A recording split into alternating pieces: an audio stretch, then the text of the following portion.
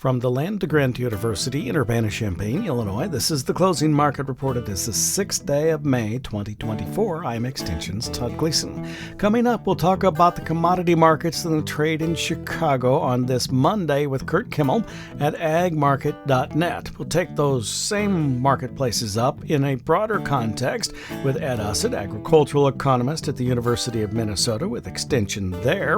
And then as we close out our time together, we'll encapsulate it all as it's related to the weather forecast for North and South America, and maybe a few other growing regions across the planet on this edition of the Closing Market Report from Illinois Public Medium.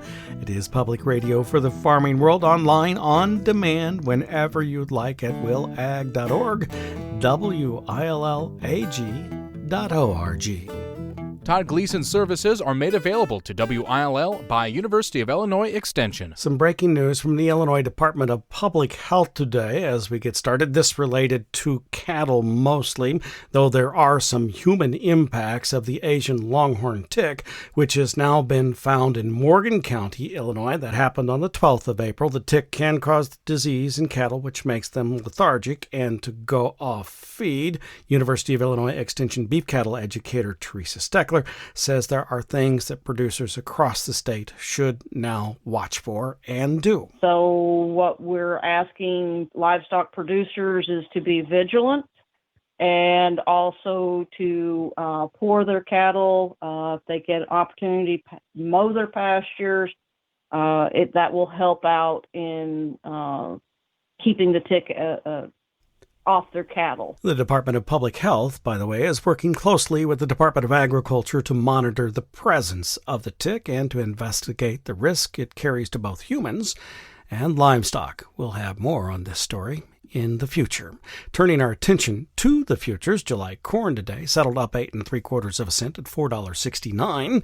September at $4.76 3/4, 7.5 higher, and December at $4.88.5, up 5 3/4. July soybeans gained 33 3/4 cents, settled there at $12.48 3/4. November at $12.19 3/4, up 18 3/4. Bean meal $15.40 higher. The bean oil up 76 cents. Wheat futures were up 26 1/4 cents in the July at 6.48 3/4 for the soft red, and the hard red 25 higher at 6.75 1/4. Here to explain why it all happened is Curt Kimmel at agmarket.net in Normal, Illinois. Rally, rally, rally. Why does it continue to rally, Curt? Oh boy, giddy up. Where's the Waco connection here? Dan's where he'd be all over this. This is fantastic to see an up move here, but basically Texas is flooded. Planting progress is slow, but not too far behind the average. Massive water in Brazil, Rio, just devastation there. And we're seeing basically arid, dry conditions on the Russian wheat crop. There has not been a whole lot of sales out of Russia lately. So as Mike would always say, wheat will lead. So somebody's taking leadership here. And we've got all the commodities hitting on all cylinders today in the grain complex, which is great news. This afternoon, planting progress report. Corn's expected to be 40% complete as a nation. There's areas that haven't moved very far, and there's areas that's pretty well done in a few isolated locations. 40% average trade gas. Last year we're at 49, but the average is 39, so we're just right at the average. Soybeans, 29% complete as a nation. A year ago we were 35%, but the average is 30%. So, we're right there at the average. These gains were not expected to be a whole lot because of the wet weather. Looks like we got some additional moisture coming at us here for the next few days. So, that's going to continue to be a topic. But the main thing is that news and a lot of little fundamental news all was enough here for the last few trading days to get the commodity funds on the buy side. A lot of the analysts expected this for about the last 4 months. Now it's really actually fallen in place. When we came into midday and through here, they were quite aggressive on the buy side. As you look now at like the 100-day, we're above that. And if you look at the 200-day, that's the next upside objective. So we're cutting these programs or cutting above these resistance levels, and it's just generating some technical buying. For example, the funds bought 8,900 contracts of wheat, 14,500 corn, 11,100 contracts of soybeans, 9,100 contracts of meal, and 4,500 contracts of bean oil just going into midday. So that's where the buying power is coming from. There's not a whole lot of selling. Now, where guys have the crop in the ground, they're rewarding the market. But when you're looking at some areas with some standing water, guys aren't too excited about making some new sales. So until we get some more of the crop in the ground, the producer is going to be kind of limited in here. Now, the key, what I've seen over the years, what you might want to think about, I'm not a crop insurance agent, but if you take your spring price, try to improve on that. Corn, $4.66. If we get up to $5, that's about 40 cents better. Raise your price floor. Same thing on the beans here. It won't be long. If we keep this up, we'll be $1 above the spring price. Raise that price floor because we're still subject to downside risk. There's a lot of moving parts around the world, and so you got to kind of stick to the concept that you pretty well can raise it, but let's try to get the best price for it, Todd. Okay, so wheat has been rallying for about 3 weeks, more than 90 cents. Corn and soybeans particularly, in the last several sessions rallying. How much longer do you think that the funds will be exiting their positions, and what happens when they're done? Well, the green lines cross the red line, so they'll keep the hammer down here for a while until they get to where they want to be.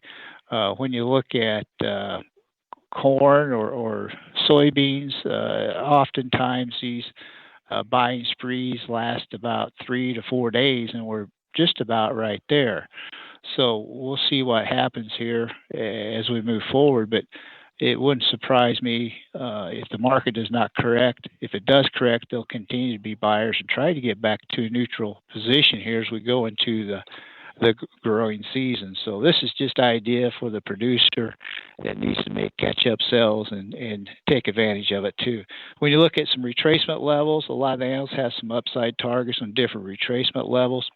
I'd have some resting orders up there to kind of add to some sales and get caught up to where you want to be. All right. Hey, thank you much. I appreciate it. You bet. Take care, Todd. You too. That's Curt Kimmel. He is with agmarket.net in Normal, Illinois. Joins us on this Monday edition of the Closing Market Report from Illinois Public Medium. Find us online. Listen to us on demand at willag.org. Just click and play from the website, willag.org. Or if you prefer, you can search us out in your favorite podcast applications.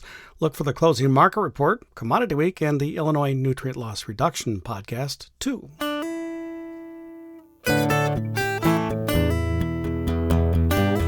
Ed Usset now joins us, agricultural economist with University of Minnesota Extension. Hi, Ed. Thank you for being with us. This week, the United States Department of Agriculture will release its official, for the first time, WASDE figures related to the new crop corn and soybeans, or those that are going into the ground. What will you be watching closely? Oh, I think I'll be, like everyone else, looking at the planted acres. I think that's the big number. Will it change much from the March planting intentions report? If there are any surprises there, and I guess I would be surprised if there is a big surprise. I think they've already shown their hand on trendline yields in their February Outlook conference, and I would expect them to hold to that because we just don't have any information to change it at this point. Well, I have a secondary question about that because their trend line yield at 181 bushels is below last year's 181.5 trend and what probably is more likely 182.1 if you're just following along. Why do you think they did that? Not sure. Not sure. Don't know their methodology, if you will, on trend line yields. They all sound like big numbers, and yet, didn't we have a record crop last year? We did. I mean, when all was said and done, all the issues we had, it's too dry, it's too this, and mainly too dry in many parts of the upper Midwest, and yet we delivered a record crop. We've had a lot of rain here. I sure don't hear complaints in Minnesota, which has been dry in the last couple of years. I don't hear complaints about the lack of subsoil moisture right now. In fact, we've got planting delays in part of southern Minnesota. Turn your attention to the marketplace directly, given the planting delays. And because you have been so involved in the wheat trade over the years, and I'm hopeful that you might have some answers to this, but maybe not. Wheat has been the leader for quite a while now in this marketplace. Those soybeans have stepped up. Why do you suppose wheat has become a leader? It appears that there's some issues around the world, but gosh, it's still only the first week of May. I really think part of this is just flat out short cover in the wheat market. The funds were very large shorts and had big positions in there. By the way, I'm looking at the wheat market right now. Chicago, July futures, back on April 19th, 3 weeks ago. Is that even 3 weeks? $5.53. Today, trading almost 95 cents higher today. A heck of a move. The Kansas City market, a very similar move. Minneapolis market, not as much. I really think it's short covering. We've had some, I don't know, it's dry in western Kansas. That's a concern. The Russian crop, there are murmurs about it not being as good as it has been, and that would be big news on the world stage. And I'm just thinking that these funds thought, well, maybe it's time to cover, and guess what? They're trying to buy, and no one's really a willing seller at those numbers. So we've had quite the short covering rally. And I guess the encouraging thing to me, Todd, they're still short in the corn and the soybeans too. It just shows you how quick things can move if things aren't going real smooth. Well, if they stop trying to buy, does that mean there will be a quick and startling fall in the wheat market? We got to have sellers to make that happen, and we're coming upon a time we should see some selling pressure coming up in the next month. So yeah, it could reverse course. But I think, I guess I'd be shocked to see us go back down another 95 cents in the next 3 weeks like it came up. We're having a second thoughts, a rethink on the wheat market. Maybe it's not as bearish as we thought it was. Are you rethinking corn and soybean as well? I appreciate the rally. I really do. I think there's a lot of listeners out there who have old crop in the bin. They haven't gotten new crop priced. We are a long ways away from what I would call an impressive price on July corn or new crop December corn. And yet, December corn is 40 cents off its lows. That's a nice thing. It's given us another shot to think about getting started on next year's crop. November soybeans back over $12 again, 90 cents off their lows.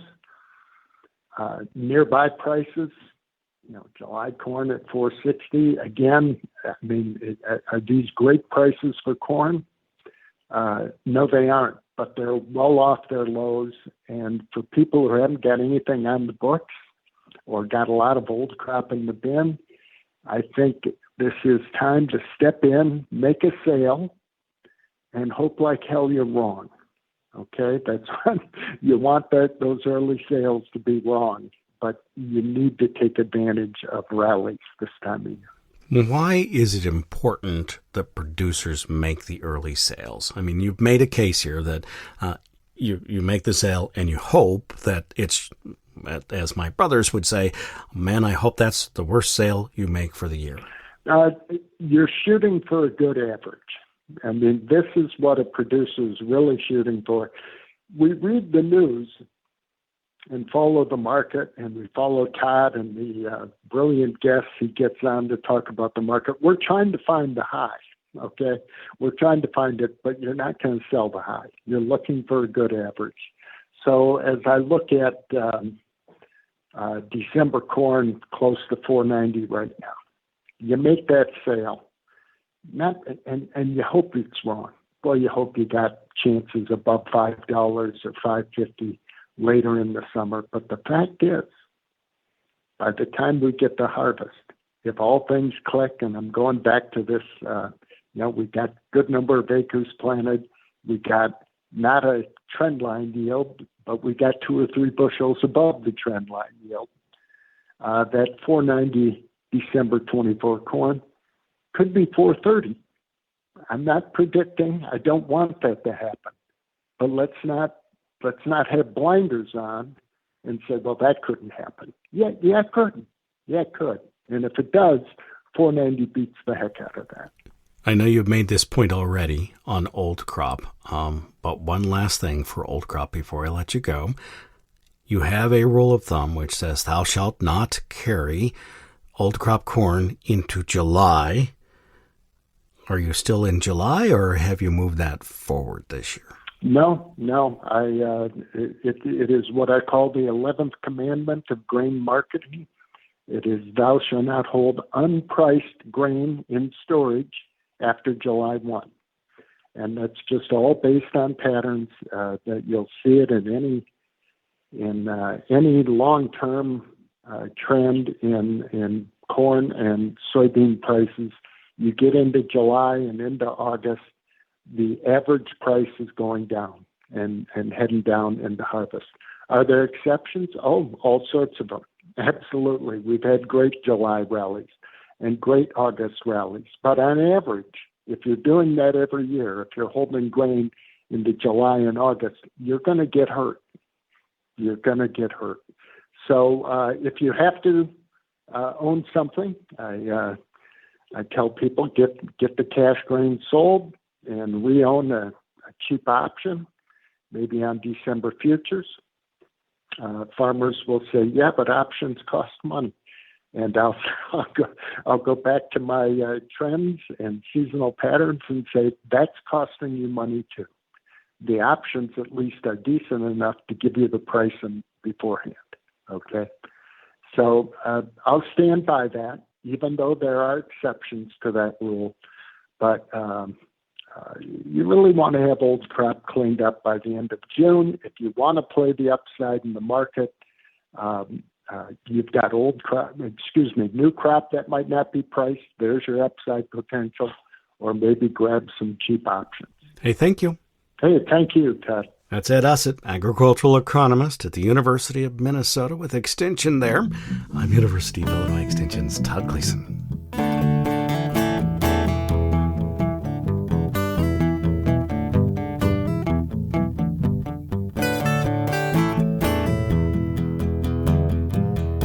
Time now to check in on the weather forecast for the growing regions across the planet. Mark Russo is here from EverStream Analytics. Good Monday afternoon to you, Mark. Thanks for being with us again. Hi, Todd. Thanks for having me. Let's start in South America, where you and I have had discussions about heavy rainfall in the southern regions, particularly Rio Grande do Sul. My read of what happened in Chicago today is that it must be going to rain more there, even if not a lot. What can you tell me today? Well, Todd, in Rio Grande do Sul, after the torrential rainfall and subsequent flooding there late last week and into the weekend, the pattern still looks to stay active in RGDS. Granted, they are getting a break right now. Today is dry, tomorrow's dry, but it does look like rains return on Wednesday, and then they remain in this kind of in and out rain pattern here on a daily basis in the rest of this week and then on into next week as well. So there's simply no sign of any extended stretches of dry weather there in Rio Grande do Sul, which is needed now. Further to the north, in the primary second crop or safrina growing areas of Mato Grosso, they went dry earlier than expected, I believe. Is there any rain in the forecast for them? Yeah, not much here across Brazil safrina, looking out over the next 2 weeks. The only part of the belt that could see some rain activity, albeit minor, looks to be in southern Paraná, so just the far southern acreage there for safrina. The other item of note is that temperatures will be warmer than normal across the region. That heat already started last week, continues over the next 2 weeks, not as anomalous as last week, but that warmth will also start depleting topsoil moisture levels there. In the United States, farmers have been happy with the regenerative rainfall that has come so far this spring, though they'd like to get into the field again, particularly across parts of Iowa, Minnesota. Will that be the case this week? And it's going to be pretty difficult here the next several days. In fact, over the next 4 to 5 days, the central U.S. will be pretty active with widespread and scattered rains across most of the major ag belts, including the western Midwest, and also across the northern plains and Canadian prairies. Also going to be the threat of severe weather over the next several days. So as a result of this, fieldwork operations for much of this week are going to be on the slower side. That does look to change here as the pattern is looking drier, kind of starting over the weekend and into next week. It looks like a drier pattern here, not totally wide open, but much less frequent rains across the belt and helping to improve the planting pace next week. I may note that some of the storm systems over the weekend backed or came through portions of Kansas, though I don't know whether the furthest west parts of that state, the wheat growing areas, were able to catch anything. How are they doing? Yeah, portions of western Kansas did catch some rains over the weekend. In fact, the rain activity was more widespread than and heavier than expected, and so that did provide really the first substantial rains in western Kansas in quite some time. And looking ahead here, there are some additional opportunities coming up. They don't look as good as this past event, but nonetheless should help provide at least a few more, at least light to moderate rains. Dry conditions in the Russian wheat growing regions have driven that marketplace higher for about 3 weeks now. Will they get rain? It does not appear that they're going to see any meaningful rainfall the next 2 weeks in that dry southern acreage. So it's kind of more of the same. The dry southern half of the belt stays dry. The wetter part of the northern belt remains active here coming up. So no sign of any improvement in that critical dry southern acreage. We'll check in with you again next week. Sounds good, Todd. Hey, thank you, Mark. That's Mark Russo. He is with EverStream Analytics, joined us here on this Monday edition of the Closing Market Report from Illinois Public Media. It's public radio for the farming world. The theme music for the Closing Market Report is written, performed, and produced by Logan County, Illinois farmer Tim Gleason. I'm University of Illinois Extension's Todd Gleason.